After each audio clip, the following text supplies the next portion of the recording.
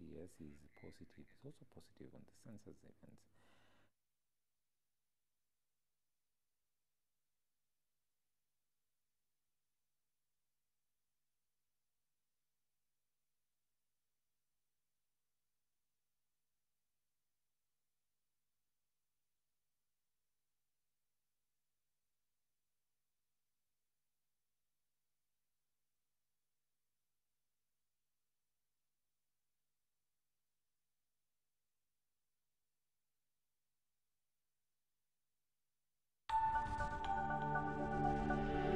Everywhere, GBS.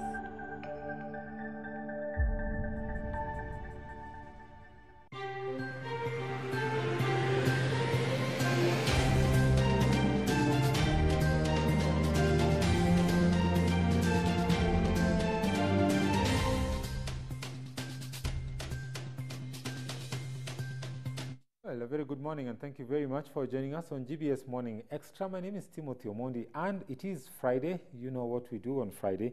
We bring you entertainment, and today we've got a big surprise for you, and that I will inform you much later. But to start us off, let's take a look at the stories that are making headlines this morning. We have a roundup of census stories from across counties where enumerators were arrested in Wajir. 13 enumerators were arrested in Wajir County for misconduct, whereas we still have also Mr. Oguna, the government spokesman, telling citizens not to panic over concerns of delayed counting, saying that time is enough and everybody will be enumerated. We have Rachel Omamo, the defense CS, who is also positive on the census events, as well as Rachel Shebesh, who is happy with the cooperation displayed so far. We want to tell those that have not been enumerated not to panic, because we still have another 4 days to go. The last day for this exercise will be on the 31st of this month. So if by any chance they have not been able to visit your home, please do not panic. There's still ample time for you to be enumerated. Most of the administrators that I'm talking about, the chiefs and an assistant chief, were from Wajir County, though we have a public servant who was arrested from Kajiado County. The officers the public officer from Kajiado County has already appeared before court. The administrators from Wajir County will soon be appearing before court. It is about getting a single registration for every person, single identification for every person. Whereas on the census side, we are concerned about the population in terms of its size, its distribution, and the characteristics of that population. And the county commissioners and all those involved have told us that this process is going on very well. The people are answering questions with enthusiasm. They're very cooperative. Already, as we speak today, Kirinyaga has covered 63% already of the census on day 3. So by the end of today, you can see how far this team will have gone. So I was here to see that the team is working cohesively, and I have seen that it is cohesive. The county commissioner has also told me that the political leadership here, from the governor to the members of parliament and MCAs, and all of them have been supportive of mobilizing people to be counted in Kirinyaga.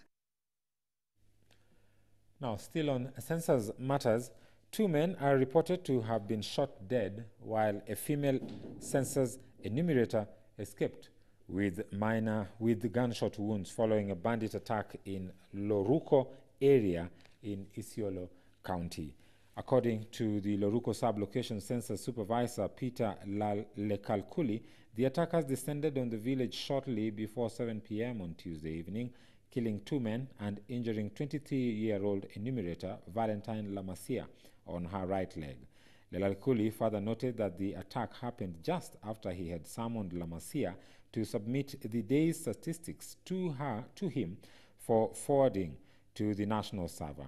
He said that the enumeration exercise would continue despite the attack. Isiolo North Member of Parliament Hassan Oda, who visited the area, claimed that the attackers' motive was to sabotage the ongoing national population and housing census since they attacked a house occupied by enumerators.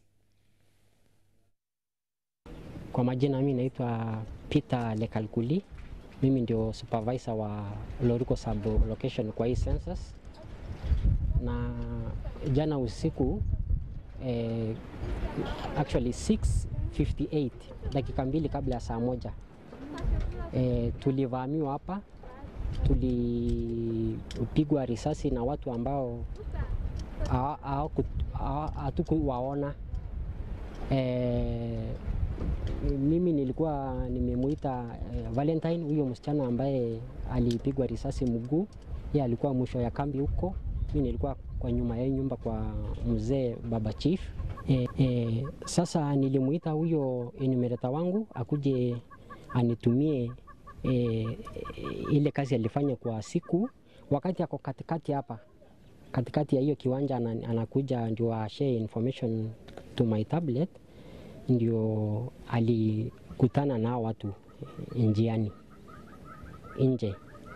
So sasa angekimbia. Vile nilimuuliza aliniambia waliongea naye, lakini sikumbuki exactly walimuuliza nini, ndio wakampiga mguu ya right. Msichana akaanguka. Hiyo ni tayari wamemuua huyu mzee wa hii nyumba, na tayari wamemuua mzee mwingine huko chini karibu na Waso. To a story that has brought hope to many. It was a great joy in two of Kisumu's most guarded correctional facilities when a total of 90 inmates graduated from their mind education and theological training. The program run by the International Youth Fellowship and the Mahanaim College in partnership with the Kenya Prison Service has been ongoing in close to 30 different correctional facilities around the country. This happened in the lakeside city of Kisumu. Let's have a listen. 1, 2, 3. The joy that they had could not be expressed through words, but song and dance was the manifestation of how thankful they were when the D-Day finally was here.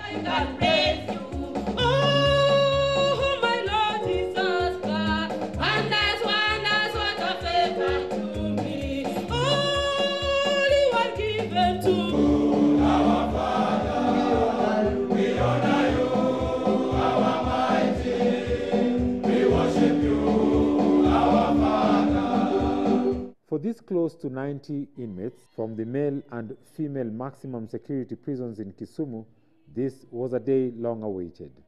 And so when I get discharged from the prison, I always had a wish wanting to do this mind education.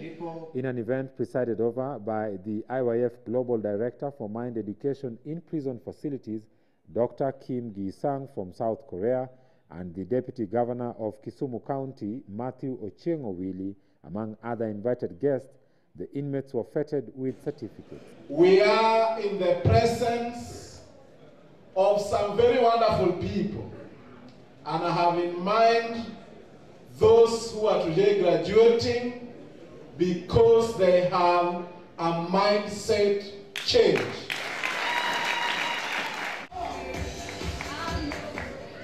Certificate of completion on mind education. Let us give Immaculate another big round of applause. Among the graduates were two prisoners who were ordained as preachers after having gone through a theological training while in prison. The two will now administer pastoral services to their fellow inmates, as well as other people as qualified preachers of the gospel. Whatever I have done in my life, no man, no relative, no family member could have done it. I appreciate and still appreciate and recognize him now and forever. I want to appreciate for the mindset classes that have been set to run inside the prison, because it has set us in a state whereby we have known the deep details concerning the Word of God. Nimejifunza maneno mengi sana. Nimejifunza hata vile naweza kabiliana na challenges. I have to face ndio nizishinde. Sikuepukana nazo. Nimejifunza kubadilisha vitu. Always nilikuwa nawaza negative. lakini tangu nijifunze hii masomo saa hii akili zangu zimejaa positive things. And especially for us in Kenya, we need a mindset change to finally deal with corruption, to finally deal with tribalism, and finally to put Kenya back on the path of economic recovery. Thank you, ladies and gentlemen, and God bless you. Earlier that morning, some 31 minutes drive away, about 14.6 kilometers, prisoners and prison wardens witnessed the official opening of the Mind Education and Mahanaim Bible College at the Kibos Maximum Security Prison.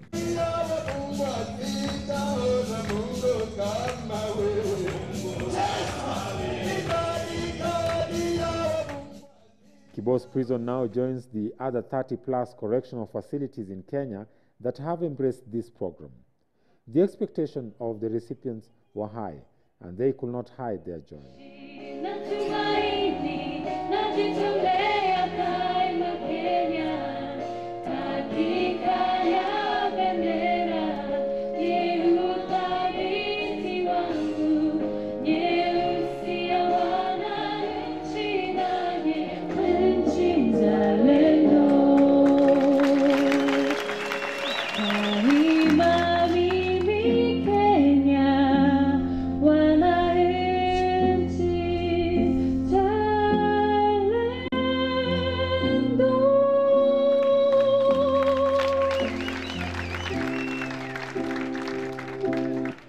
Yes, the law of Kenya may not forgive you. 나am sheria ya Kenya huenda isikusamehe. 하나님의 법으로 여러분 죄인이 아닙니다. But then by the law of God, you are not a sinner. Lakini kwa kupitia sheria ya Mungu wewe si mwenye dhambi tena. 하나님은 여러분의 죄와 불법을 기억지 않는다고 하셨어요. It says that their sins and their iniquities will I remember no more. Sheria yake inasema kwamba dhambi zako na uovu wako hatakumbuka tena kabisa. 여기서 신학 공부 열심히 하십시오. And so you may study the theology here diligently. The officer in charge, Mr. Patrick Nyaachi, commended the lounge. Leo tutaanzisha mafundisho ya mindset kwa wafunzi.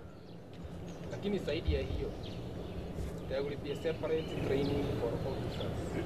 Sisi sasa tutafundishwa kazi.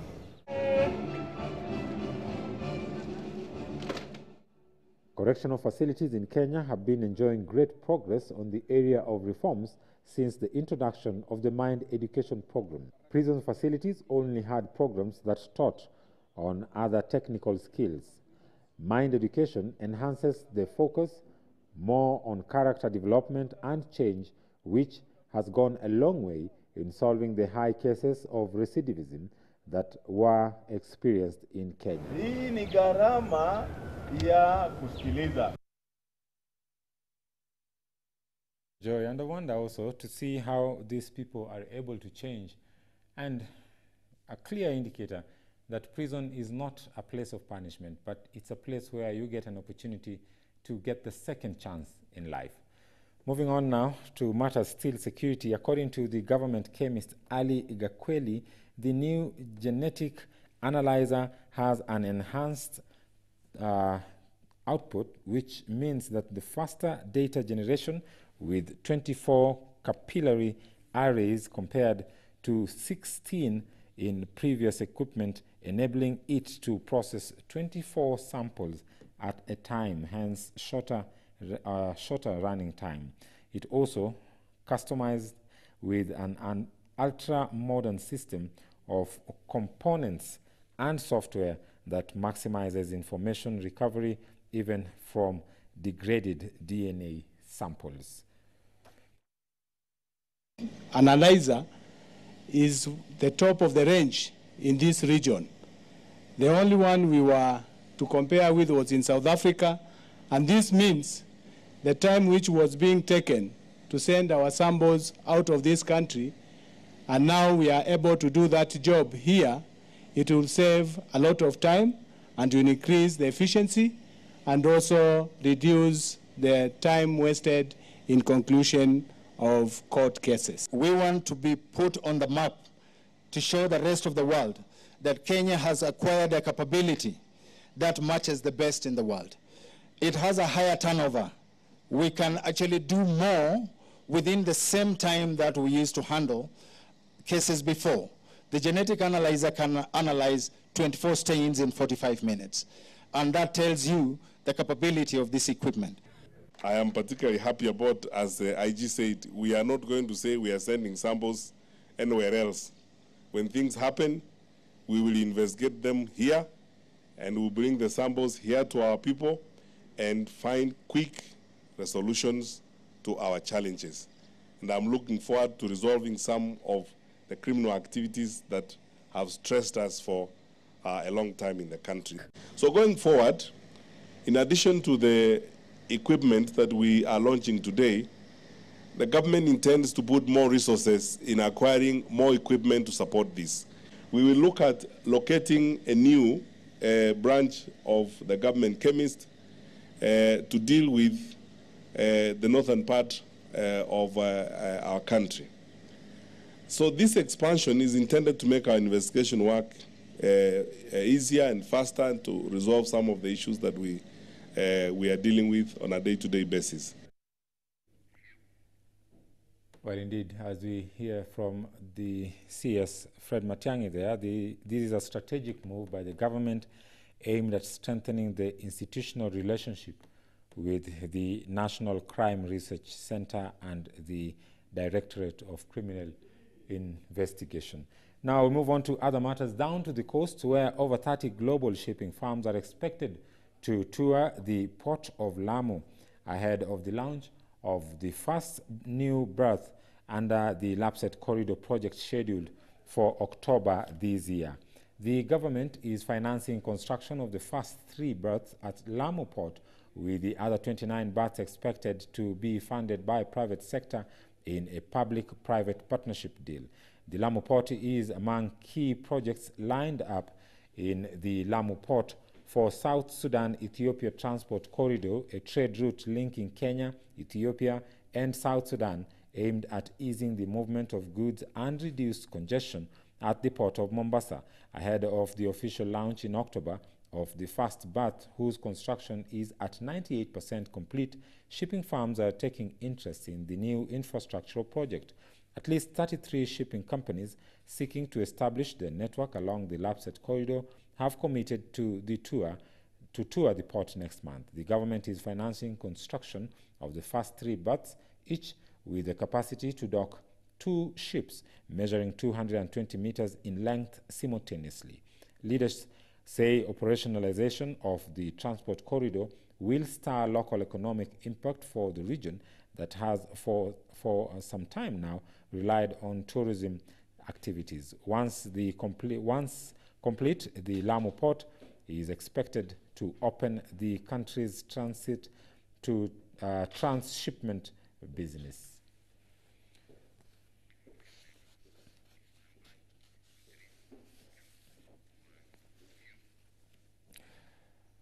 Now back to Nairobi County and matters education now. The Kenya National Union of Teachers NAT officers were heavily guarded yesterday by police officers to block officials from access.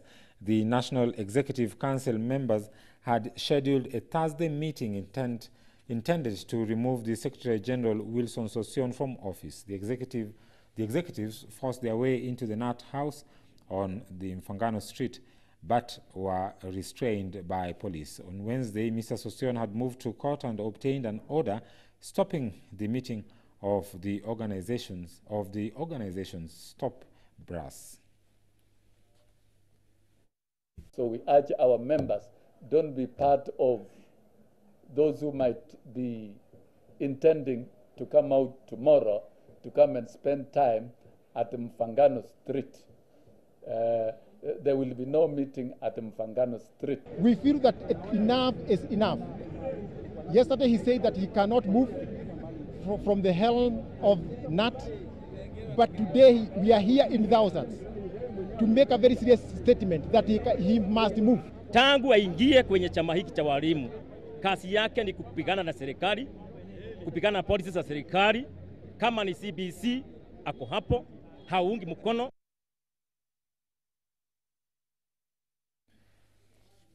Well, wars at the Kenya National Union of Teachers continue there. We move on from that and we take a look at matters politics or constitution. Ekuru Court has sent out a warning to politicians alleging to threaten MCAs from discussing the Punguza Mzigo bill in county assemblies. The leader of the Third Way Alliance was responding to claims by Governor Anne Waiguru, that her county has rejected the bill. I want to send another message to some politicians who, we have understood it from this morning, are now on a process of intimidating MCAs, telling MCAs not to perform their constitutional duties. We understand that members of the County Assembly of Siaya have been threatened, that tomorrow there is an informal session that has been called with a view to perpetrating the idea that the bill has been rejected or must be rejected. I think the Constitution of Kenya recognizes the role of members of the County Assembly.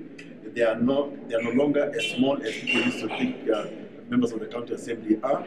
MCAs have a constitutional duty to pass laws, just like anybody else. So this intimidation has to stop from going on to the County Assembly. Now, moving to the corridors of justice now, reforms are taking place there. The judiciary has embarked on an ambitious program to build 290 courts across the country, at least one in each constituency. Chief Justice David Maraga, who revealed the plan yesterday, said that the judiciary was committed to bringing service close to the people. He, however, said that the judiciary had initiated talks with the government in order to get the money required to build more courtrooms. However, he did not decline the amount of cash the judiciary will need to, he did not disclose the amount of cash that the judiciary will need to construct courts in all the 290 constituencies. The CJ, who spoke when officially opening the Ruiru Law Courts, said that the judiciary was committed to clearing backlog of cases. He called on all judiciary officers to work together with lawyers to ensure there is quick delivery of justice. Maraga cautioned lawyers against being part of creating backlog of cases by seeking endless adjournment of cases without valid reasons. Let's listen in. Singine tutajenga hata makoti mawili au matatu kulingana na makesi ambao yako huko, kulingana na population ambao iko huko. You know, shida ambao tunayo makesi ambayo inarundikana kotini. Tuko na makosa yetu na nyinyi mko na yenu. Nyinyi ndio mnakuja mnasimamisha makesi saa ingine, unapata wewe huko hapa, huko una kesi nyingine Thika, huko nyingine Kiambu, huko na nyingine wapi, na unaahirisha makesi hata wakati tuko tayari. Tushirikiana sisi wote ndio hii makesi ambayo inakuja iweze kufanywa mara moja na kumalizika. And now to matters health. The fight against cancer scourge in the country received a major boost on Thursday after the Governor Alfred Mutua opened the Machakos Cancer Care and Research Center at the Machakos Level 5 Teaching and Referral Hospital. The facility, touted as the first of its kind by a county government in Kenya, will offer screening, diagnosis, counseling, chemotherapy treatment, and management free of charge to the residents of Machakos County registered in the Universal Health Coverage Program. The Kenya citizens within the Southeastern Kenya Economic Bloc region will also access special rates for cancer treatment services, while the rest of Kenya will pay a subsidized price, the cheapest in the country. We are going to be the leading center of treating cancer, not only in Kenya, but across our region, so that people can be helped. We can have experts working here from all over the world. We will also utilize telemedicine for consultations between our doctors and experts in the Americas, Australia, New Zealand, Asia, Europe, and our African continent. Our strategy is to have several diagnostic and treatment centers spread all over Machakos County within the next 3 years.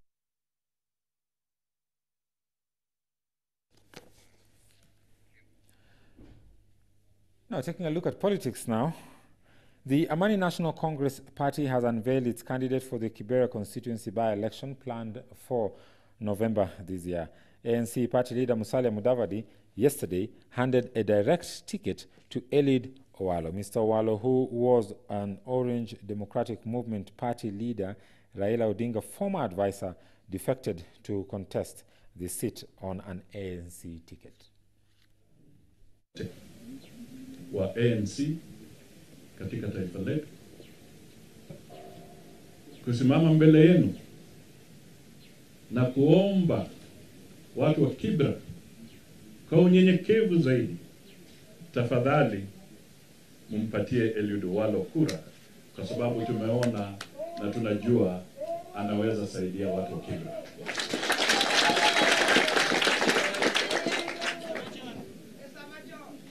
Mimi nataka niseme kwamba ukiwa unataka kuhudumia watu, ukitaka kupiga magoti, tafadhali pigia wananchi wa Kibra. Kwa sababu hao ndio wanapeana kazi. Kazi ya ujumbe inapeanwa na mpigaji kura kwa eneo ya hiyo sehemu. And across the borders now, Tanzania has struck a deal with a Chinese company to build the Central Corridor Bridge. This will actually open up the region for trade, especially within the lake regions, that's between Kenya, Uganda, Tanzania, Burundi, and Rwanda, and will also enhance transportation of goods and services within the lake region. Let's listen into this story by Mary Vuguza. Tanzania has hit an upset for the Central Corridor transport system after the country contracted with China civil engineering construction over parts of Lake Victoria. The bridge will bond Kigongo and Busisi areas in Mwanza region and help to link Tanzania to Rwanda, the Democratic Republic of Congo, and Burundi via road. Patrick Mfugale, the chief executive of the Tanzania Road Agency, said that the bridge will reduce transport time and facilitate trade among countries in the region. The Marine Service Company Limited and Uganda Railway Company for the smooth transport of cargo.